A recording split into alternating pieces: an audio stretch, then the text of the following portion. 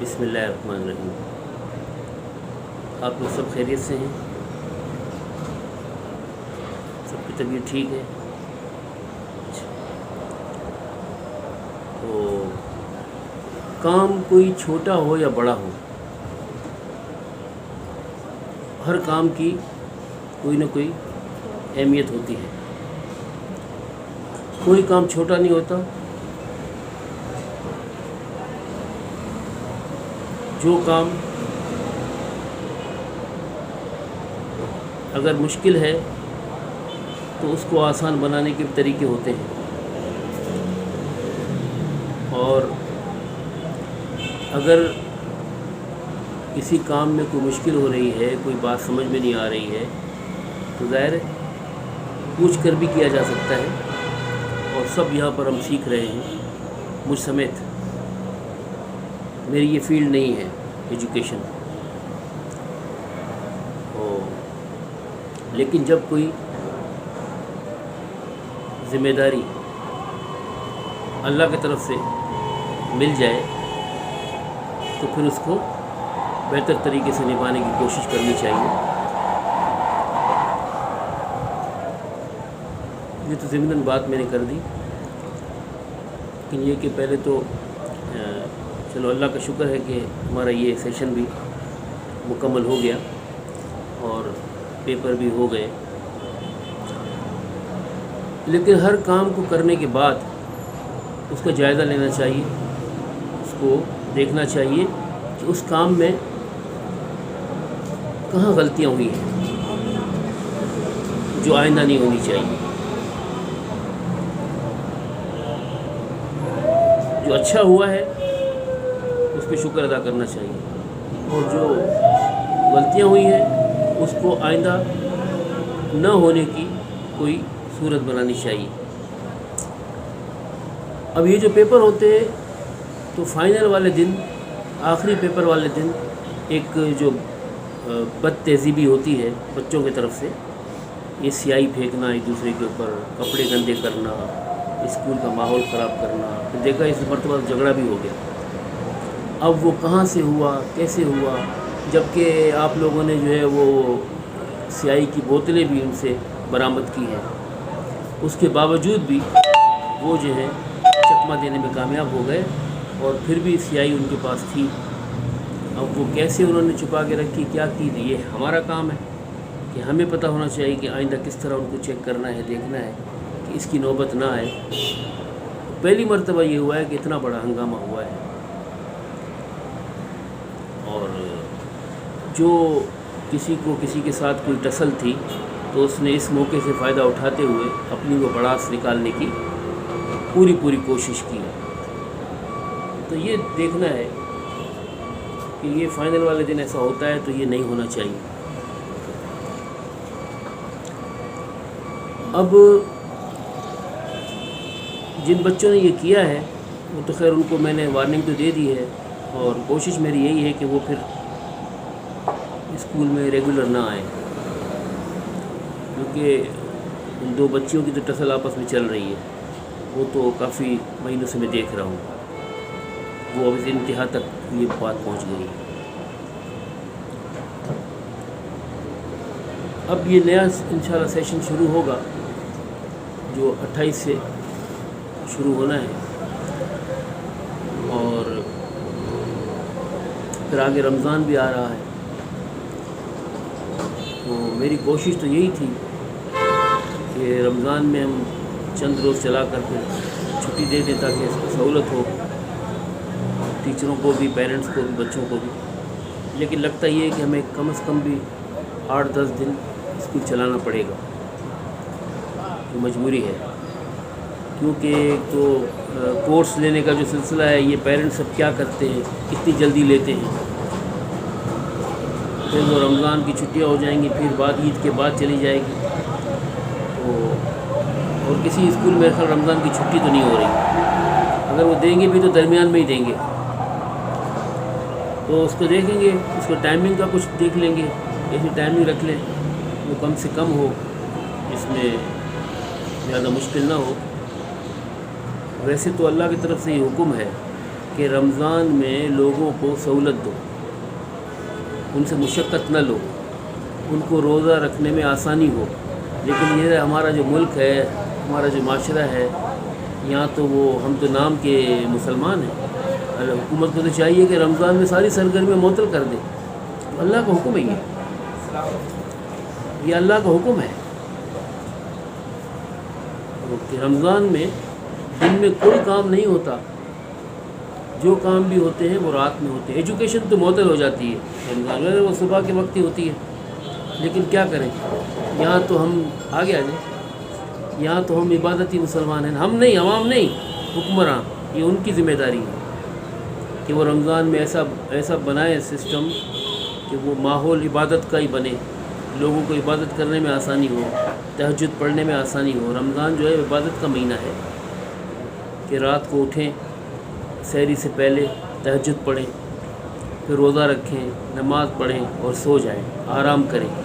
پھر ظہر میں اٹھیں، پھر نماز پڑھیں، تلاوت کریں، پھر آرام. یعنی زیادہ تر عبادت کا مہینہ ہے. عبادت اسی وقت انسان کر سکتا ہے جب وہ اس کو آرام مل رہا ہو.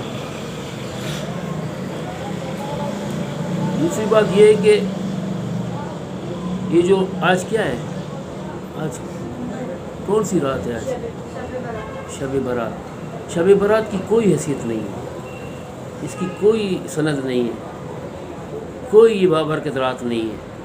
شب برات کا مطلب یہ آزادی، گناہوں سے برات. جس نے گناہ کیے اس رات کو عبادت کر لے، سارے گناہ معاف. یہ ایسی کوئی دین میں اس کی گنجائش نہیں ہے. اللہ نے ایک ہی رات کو بابرکت رات قرار دیا ہے قرآن میں، اور وہ لیلۃ القدر کی رات ہے جو رمضان میں ہے.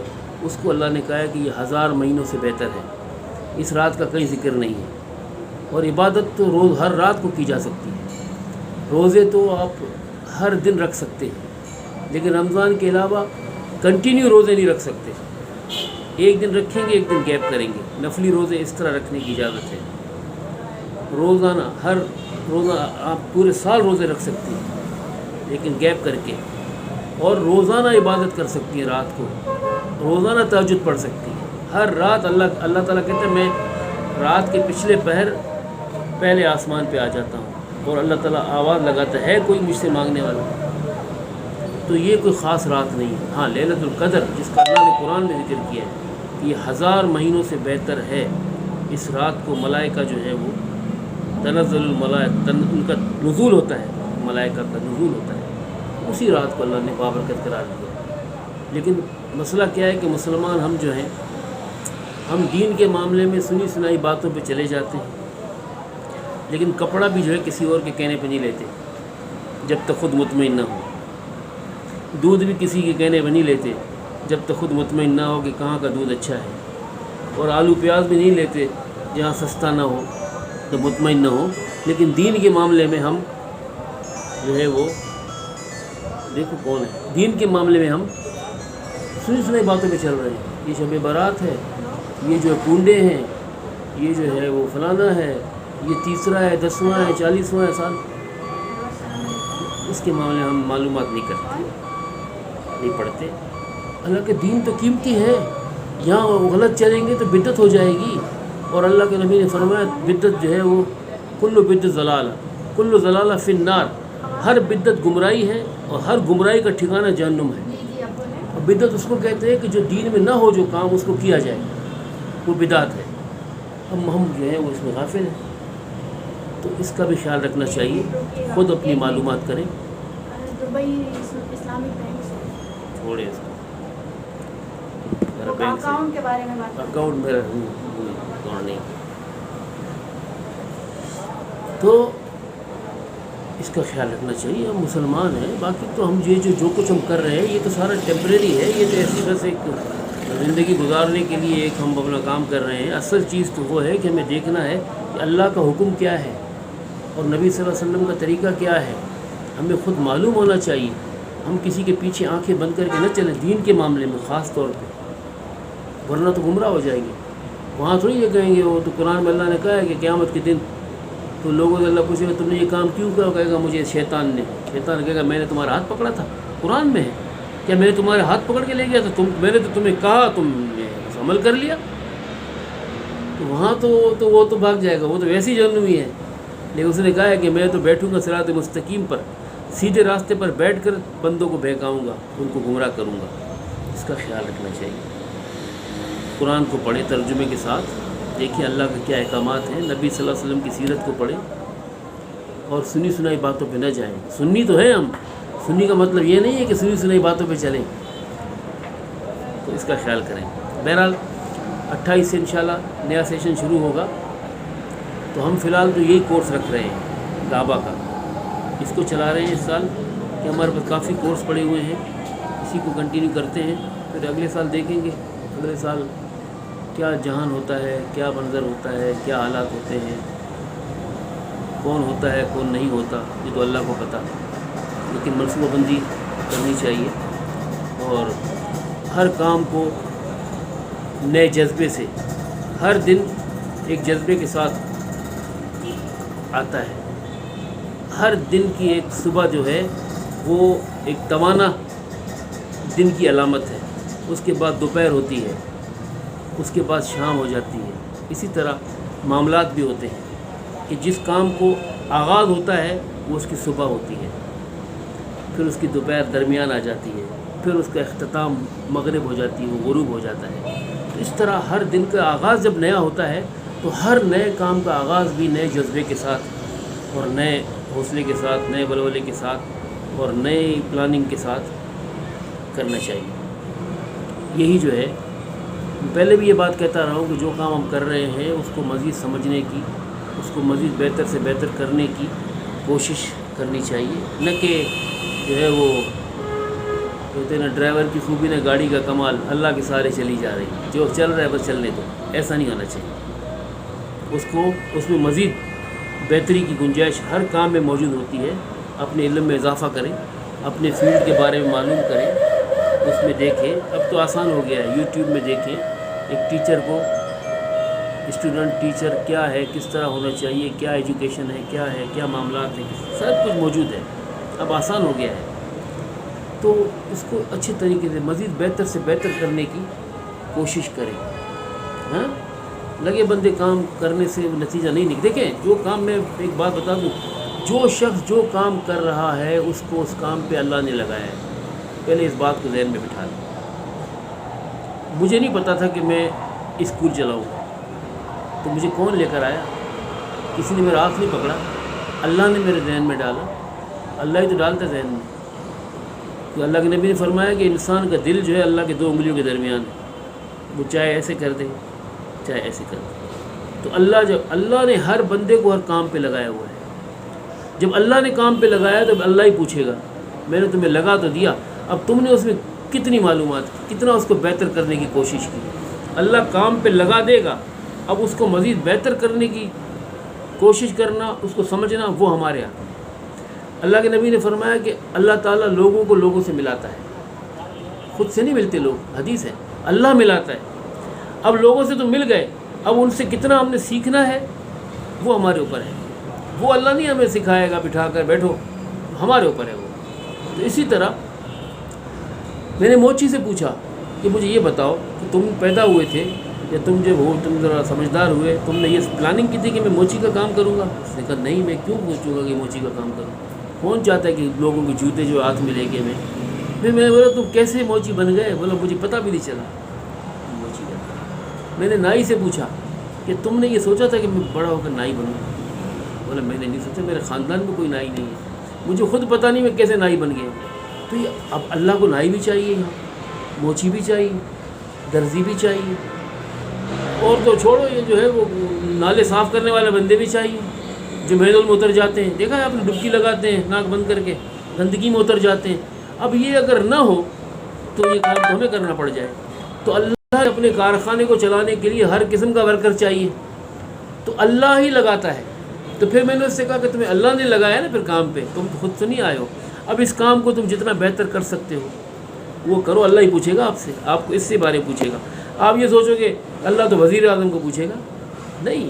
اللہ نے جس کو جہاں جتنا اختیار دیا ہے اس سے اتنا پوچھے گا کہ تم موچی کا کام کرتے تھے، تم نے یہ کام کتنا بہتر کیا، تم نے آنے والوں کے ساتھ کتنا اخلاق سے پیش آئے، تم نے بےایمانی کی، ایمانداری کی، اس سے پوچھے گا. ہم یہ سمجھتے ہیں اللہ اس سے پوچھے گا، اپنا خیال ہی نہیں آتا کہ ہم جو کچھ کر رہے ہیں یہ اللہ کا کارخانہ ہے. یہ جب کوئی انسان کارخانہ بناتا، ہم نے اسکول بنایا، چل اسکول بن گیا، اب ہمیں چوکیدار بھی چاہیے، اب ہمیں جو ہے وہ صفائی والا بھی چاہیے، ہمیں ٹیچر بھی چاہیے، نرسری کی ٹیچر الگ چاہیے، اور یہ وہ ہمیں کیمسٹری فزکس بایو میتھس کی ٹیچر الگ چاہیے. ہاں تو یہ کارخانہ ہو گیا نا. اب اس نے کارخانہ بنانے والے کو ہر قسم کا فرض چاہیے. تو یہ دنیا اللہ کا کارخانہ ہے، اس میں اللہ کو ہر قسم کا کاریگر چاہیے تاکہ اس کی مخلوق کی خدمت ہو سکے. تو یہ سمجھ لو کہ جو کام ہم کر رہے ہیں وہ اللہ ہم سے لے رہا ہے اور پھر اللہ ہی پوچھے گا. تو اس کو بہتر سے بہتر کرنے کی اور دیانتداری سے کرنے کی یہ کوشش ہونی چاہیے، یہ نیت ہونی چاہیے. تو پھر اللہ کی مدد آئے گی. جب اللہ کا کام سمجھ کے ہم کریں گے نا تو پھر اس کی اہمیت ہمارے سامنے ہوگی، پھر اس کو ہم اچھے طریقے سے کرنے کی کوشش کریں گے. پھر لگے بندے نہیں کریں گے کہ بس چلو ہو رہا ہے، نہیں. تو ہم نے ان بچوں کو اسی طرح اللہ کی امانت سمجھ کر، اس قوم کی امانت سمجھ کر جتنا اچھی تربیت ہم ان کی کر سکتے ہیں وہ ہماری ذمہ داری ہے. ہم سے پوچھے گا اللہ کہ ہم نے ان کو آداب سکھائے کہ کس طرح بولنا ہے، گھر میں جا کے پہلے کیا کرنا ہے، کس طرح کھانا ہے، کس طرح صفائی کا خیال رکھنا ہے، اخلاق کیسا ہونا چاہیے، ماں باپ کی کیسی قدر کرنی چاہیے، جو آپ کے دوست ہیں، کلاس فیلو ہیں، ان میں آپس میں کیسے تعلقات ہونے چاہیے، ٹیچر کی کیسے عزت کرنی چاہیے. یہ ہم نے ان کو سکھانا ہے. وہ سکھے سکھائے نہیں آ سکتے. اگر ان کو سب کچھ گھر میں سکھایا جاتا وہ ٹیچر اسکول نہیں بھیجتے. کیا گھر میں بچوں کو نہیں پڑھایا جا سکتا؟ پڑھایا جا سکتا ہے. اسکول کیوں بھیجتے ہیں؟ تاکہ ان کو ایک ماحول ملے، ایک دوسرے بچوں کے ساتھ بیٹھ کر. اور پھر ان کو ظاہر ہے ہر بچہ جو ہے ماں باپ سے جو ہے نہیں سیکھتا، بہن بھائیوں سے نہیں سیکھتا، لیکن وہ غیروں کے سامنے کچھ تھوڑا پابند ہو جاتا ہے، اسی لیے اس کو بھیجا جاتا ہے. اور ہم یہاں یہ کہ یہ بچہ بدتمیز ہے، یہ بچہ ہوگا بدتمیز، اس میں کوئی شک نہیں. تو اس کا ہم نے حل بھی سوچنا ہے. لیکن ہم نے یہ نہیں سوچنا ہے کہ یہ بدتمیز ہے تو ہمارا تو بس کام ختم ہو گیا. آئیں گے ہمارے پاس بچے، آئیں گے وہ ایسے ہی ہوں گے، کوئی بدتمیزی بھی کرے گا، کوئی غلط بھی ہوگا، لیکن ہم نے اس کے سوچنا ہے کہ اس کو اس کی بدتمیزی سے دوسروں کو کیسے بچانا ہے، لیکن اس کی تعلیم کا نقصان نہیں کرنا ہے. ایجوکیشن اس کی، دیکھیں نا کچھ بچے ایسے ہوتے ہیں کہ جو نہیں سمجھنے والے ہوتے ہیں، جتنا بھی سمجھائیں وہ اپنی حرکت سے باز نہیں آتے، ان کی عادتیں ہوتی ہیں، وہ کمزوریاں ہوتی ہیں. تو اب وہ ایسی بیماری کسی کے اندر ہو کہ جو چھوت کی بیماری ہو، دوسرے کو لگ سکتی ہے، تو اللہ کے نبی نے فرمایا کہ تم مسجد میں نماز مت پڑھو جماعت کے ساتھ، تم گھر میں پڑھو، تمہیں مسجد میں نماز کا ثواب ملے گا. اب ایسا کوئی بچہ ہو کہ جو سدھرنے والا ہی نہ ہو، وہ آئے ان بچوں کے ساتھ بیٹھے تو ان کو بھی خراب کرے گا، تو یہ اپنے گھر میں پڑھے یا امتحان دینے آ جائے، پیپر دینے آ جائے. ہم اس کی ایجوکیشن خراب نہیں کرنا چاہتے، لیکن ہم اس کی چھوت کی بیماری سے دوسروں کو بچانا چاہتے ہیں. صرف یہ ہونا چاہیے. اس طریقے سے ہم نے لے کے چلنا ہے. اور آپ لوگوں سے یہی ہے کہ بس وقت پہ آئیں، کوئی سختی نہیں ہے آپ لوگوں کے اوپر، وقت پہ آئیں، اسکول کے لگنے سے 10 منٹ پہلے اسکول پہنچ جائیں. اور کوئی ایمرجنسی ہو، کوئی نہیں آ رہا ہے تو اطلاع کر دے، تاکہ یہاں پہ انتظام پہلے سے ہی مائنڈ بنایا جائے کہ اس کلاس کا کیا کرنا ہے، کیسے کرنا ہے، اس کو کہاں سیٹ کرنا ہے، پہلے سے بتا دیا جائے. گروپ میں بھی ہیں سب، اور واٹس اپ نہیں ہے کسی کا تو پھر ڈائریکٹ فون کر لیں، بتا دیں، تاکہ کوئی وہ نہ ہو، مشکل نہ ہو. ٹھیک ہے، بس یہی مجھے باتیں کرنی تھی آپ لوگوں سے. باقی جو آپ لوگوں کو کچھ کہنا ہے، کچھ پوچھنا ہے، کوئی بات ہو، کوئی یہ جو کچھ اسکول سے ہٹ کر کوئی اور سوال ہو تو کر سکتے ہیں. ہم صرف یہاں ایجوکیشن کے لیے جمع ہوئے ہیں، لیکن زندگی کے معاملات تو بہت سارے ہیں. ہاں، تو کوئی بھی ایسی بات ہو تو آپ پوچھ سکتے ہیں.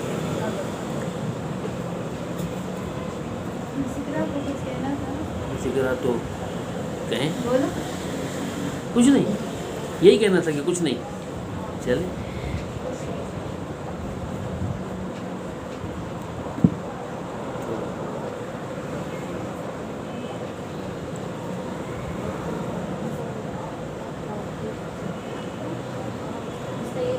جی میری کلاس کے بچے پارٹی کا بولتے ہیں. آپ کی کہاں پارٹی تو ہوگی نا، ظاہر ہے پیپر ہو گئے ہیں تو پارٹی تو ایک ہی ہونی چاہیے سب کی، یا الگ الگ کرنی چاہیے؟ ایک ہاں ایک نہ ہو، میرے خیال سے اس کو 2 حصوں میں کریں، نہیں ایک ہی کریں۔ اب بھی ویسے بھی بچے آئیں گے کہاں، ابھی تو رزلٹ لیں گے